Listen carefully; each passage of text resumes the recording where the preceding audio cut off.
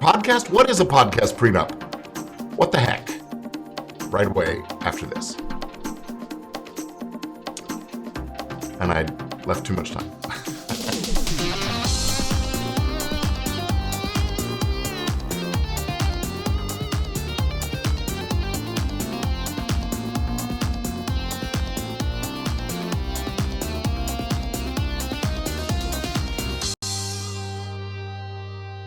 Okay, hi everybody, I'm Gordon Firemark, the podcast lawyer, and this is another episode of Legit Podcast Pro, where I share comments, tips, and I answer your questions about podcast law and the business of podcasting and the process of podcasting, all that. And today I'm going to be talking about a legal topic, I guess.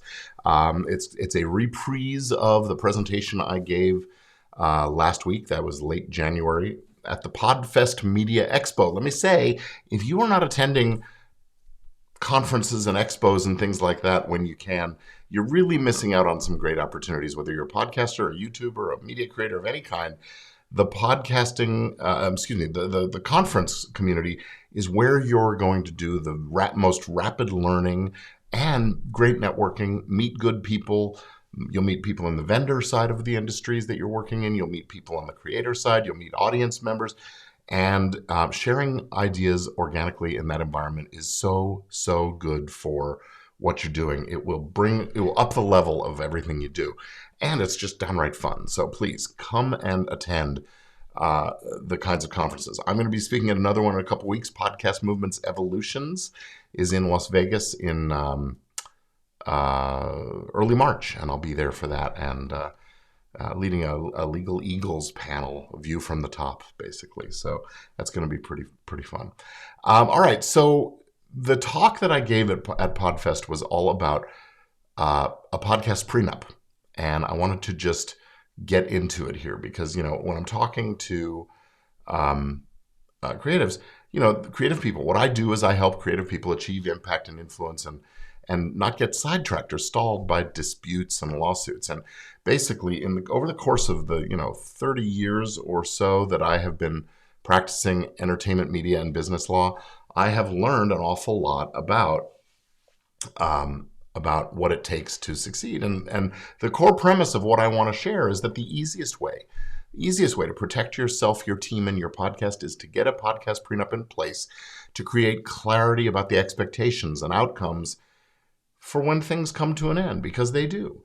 And we're talking about podcast prenups. So I'm going to just quickly cover what they are, what kinds of podcast prenups there are, who needs them, who doesn't, why they're so important, when is the right time to get one put together, what goes into a good prenup, and how to get started on one for yourself.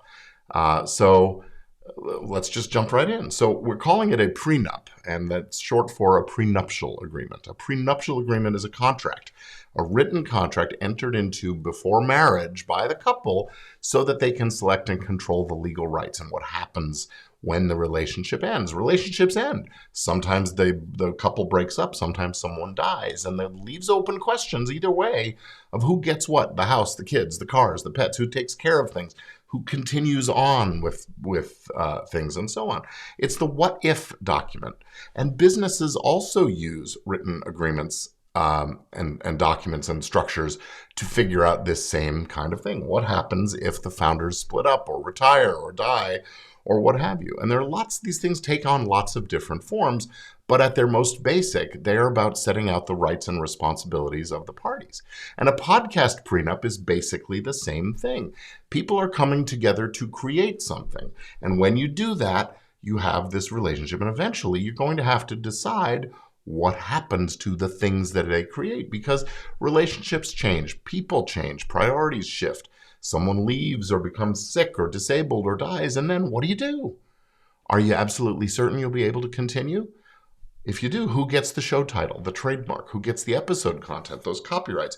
Who gets the hosting account, the RSS feed, the mailing list, the merch, the social media accounts? Because, when people are getting together and creating stuff, they're doing it in a way that, I'll take care of this part, you take care of that part, and then the accounts are in different people's names sometimes. And then if someone's not there to talk about what their intentions were, or if someone's there but they're not remembering things the way they said they would, they were going to be at the outset, there's lots that can go on there. So So you've got to think this through. So who needs a podcast prenup? Well, the easier question really is who doesn't need one?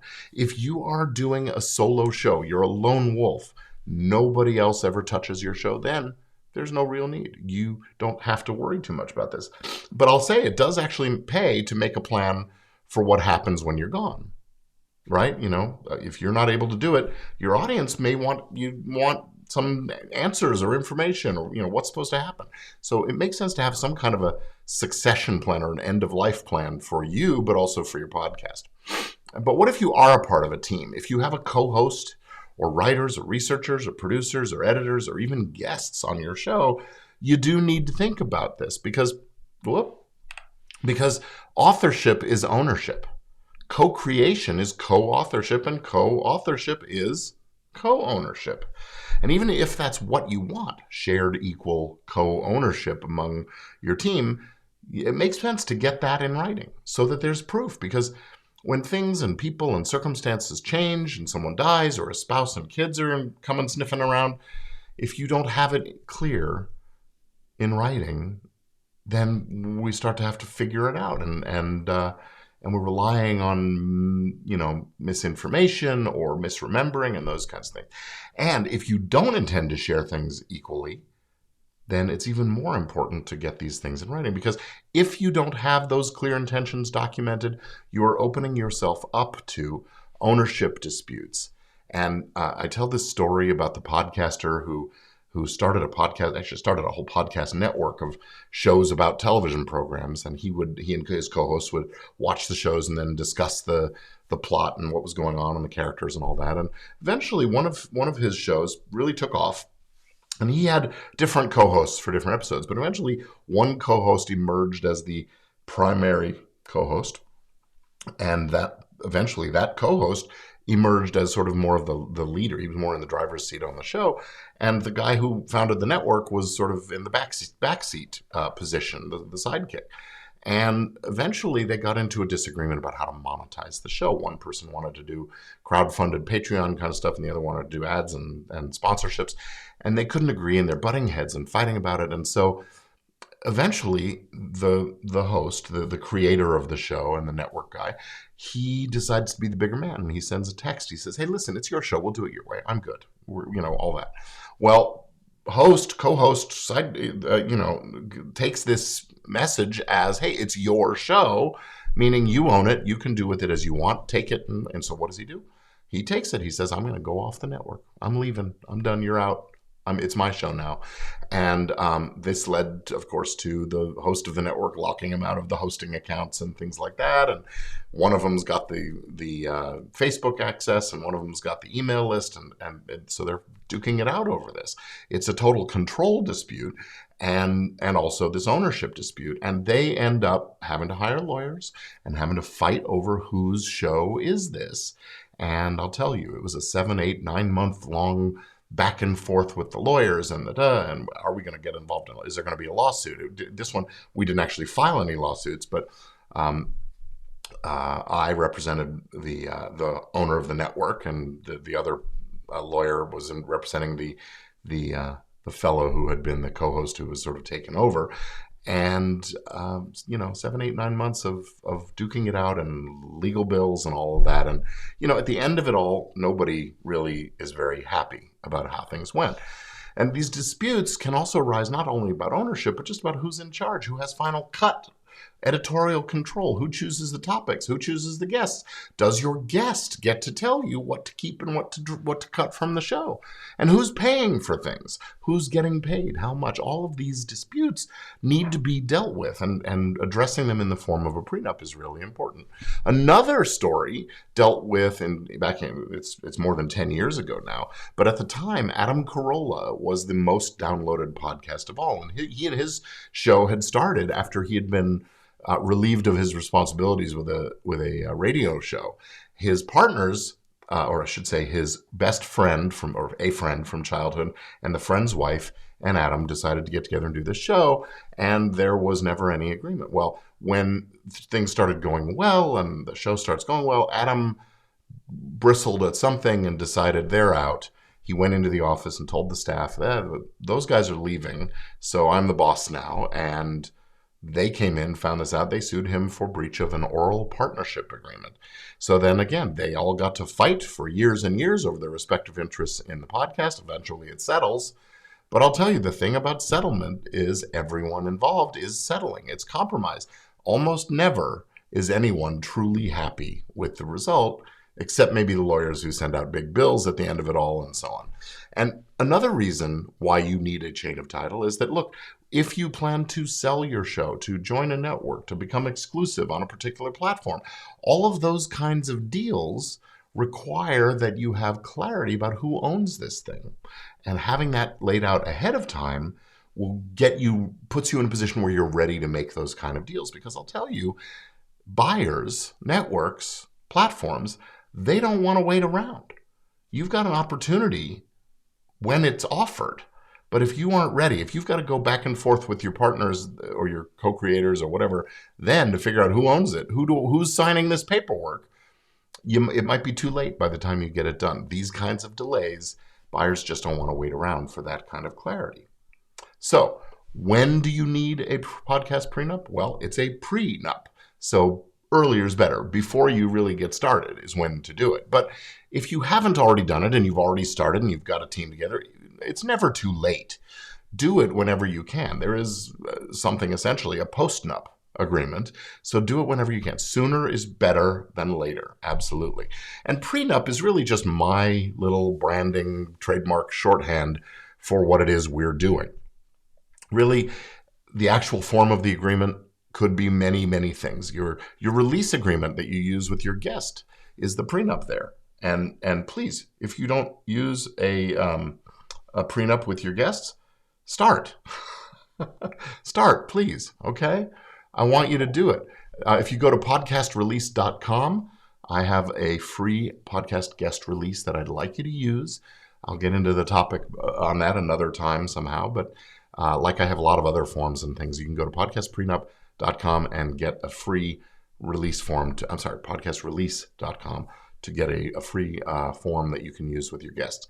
It could also be a collaboration agreement, a true, just let's get together. I've got this, you got that. We'll bring it together. We'll put this thing together. It could be what we call a co-production, where each party is bringing certain resources and they're dividing up the rights as well, or they're dividing up the revenues. That's a legitimate form of co-production.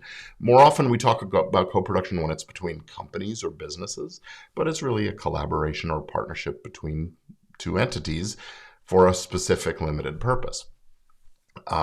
It could also be a corporation or a limited liability company that you form with your team, where some of the team members might own different varying pieces of the company, and some might just be employees of the company, and the company is the owner of the show and all of its stuff.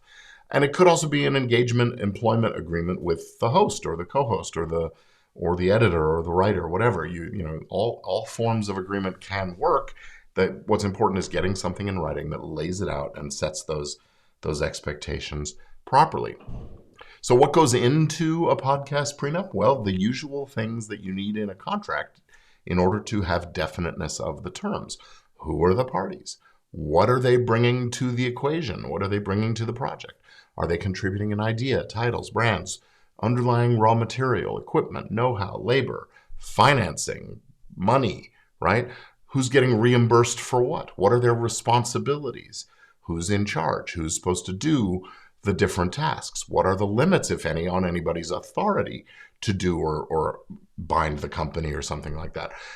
You're managing and defining the expectations. What's expected, where, when, by whom, and so on. What are the deliverables, and what else are the indicia of performance that you might need? What rights are transferring? Who's the owner? What is the owner of? Who's in control of the creative aspects, of the business aspects, of the secondary business and creative aspects and things like that? And what kind of compensation are we looking at? Is somebody getting wages or salary, or do they get a piece of the profits? Is it a percentage of the profits? And if so, how are we calculating that percentage? How are we calculating profit? Which revenues count and which don't? In the Adam Carolla situation, there was a dispute over whether his stand-up comedy work was generating, the revenues generated from that was a business revenue, or was it something separate? And likewise with the expenses. The profit formula is revenues minus expenses equals profit. So what expenses are legit and what aren't?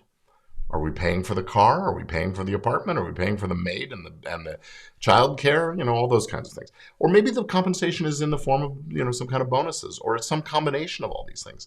And then the agreement needs to address what happens when and if someone quits or leaves or dies or becomes sick or disabled or just isn't pulling their weight. What's the mechanism for throwing somebody out if they're not doing their job? What's the mechanism for buying someone out if they leave, or being bought out if you decide to leave? How do we determine what the buy-sell price is for that? Or is there some other mechanism? What's the timetable?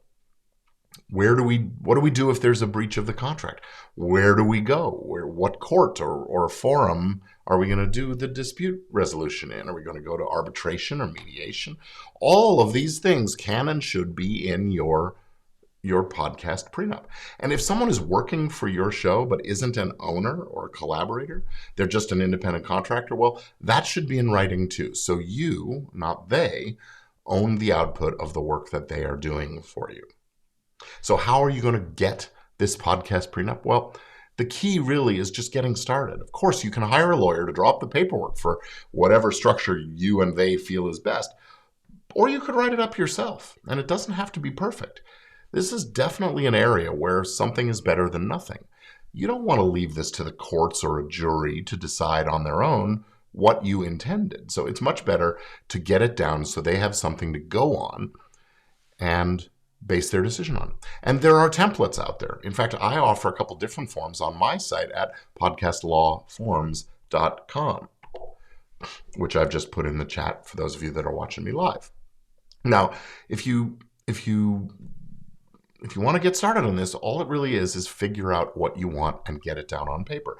It does not have to be perfect. In fact, something is better than nothing. The easiest way, again, I'm going to say it again, the easiest way to protect yourself and your team and your podcast is to get a podcast prenup in place that creates clarity of expectations and outcomes in case things come to an end. That's all there is to it.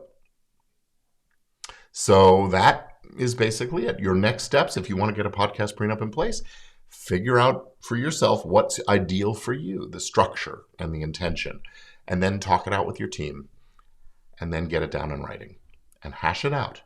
Better to have the conflict now when you're starting and you're happy and excited than to invest years or months or years or whatever and thousands of dollars only to later find out that you were never on the same page about these things. So get these things taken care of. When everybody's happy is the right time to make the deal happen.